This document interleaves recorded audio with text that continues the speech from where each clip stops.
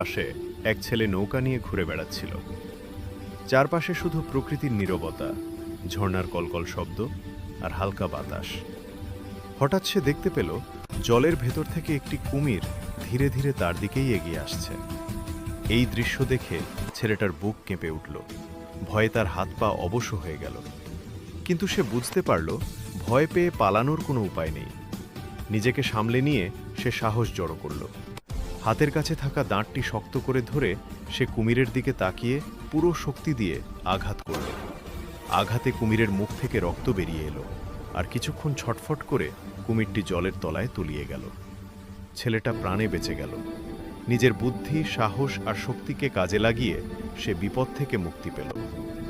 শিক্ষা: জীবনে কোনো বাধা এলে ভয় পেলে চলবে না। সাহস আর বুদ্ধি দিয়ে মোকাবিলা করলে যে কোনো বিপদের ওপর জয় পাওয়া সম্ভব।